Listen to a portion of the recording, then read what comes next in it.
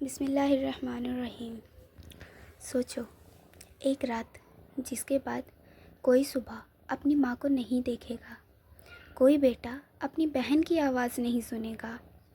یہ 9 محرم کی رات ہے، کربلا کی رات، جہاں چاند بھی شرم سے چھپ گیا تھا، کیونکہ اسے پتہ تھا کل زمین پر حسین کا خون گرے گا۔ کربلا کا سناٹا، کربلا کا میدان بالکل خاموش تھا، لیکن یہ خاموشی طوفان سے بھی زیادہ بھاری تھی۔ ایک طرف 72 بھوکے پیاسے وفادار اور دوسری طرف ہزاروں تلواریں۔ 3 دن سے پانی بند تھا، معصوم بچے پیاس سے بلک رہے تھے۔ بی بی سکینہ کبھی اپنے چھوٹے سے گلے پر ہاتھ رکھتی، کبھی باپ کی طرف دیکھتی اور کہتی، بابا پانی کب آئے گا؟ اور حسین اپنی بیٹی کی پیاس دیکھ کر آسمان کی طرف بس ایک نظر کرتے۔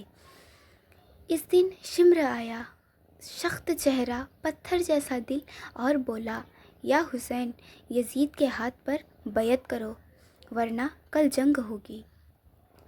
سوچو، حسین سے کہا جا رہا ہے کہ ظالم کے سامنے سر جھکا دو، لیکن حسین نے جواب دیا، ایسا جواب جو قیامت تک گونجے گا، مجھ جیسا شخص یزید جیسے کے ہاتھ پر کبھی بیعت نہیں کر سکتا۔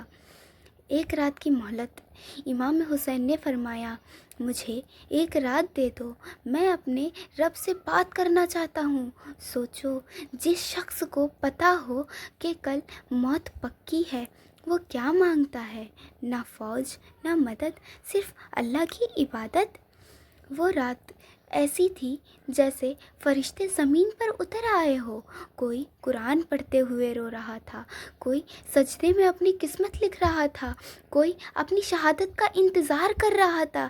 روی کہتے ہیں، کربلا سے عبادت کی ایسی آواز آ رہی تھی جیسے شہد کی مکھیوں کی بھن بھن۔ ہر شخص جانتا تھا یہ آخری رات ہے۔ مولا عباس کی وفاداری۔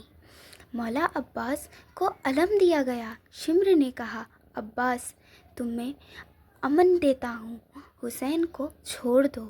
عباس کا چہرہ لال ہو گیا، آنکھوں میں آگ آ گئی، اور عباس بولے، لعنت ہو تم پر، تم مجھے امن دیتے ہو اور حسین بنا امن کے رہے؟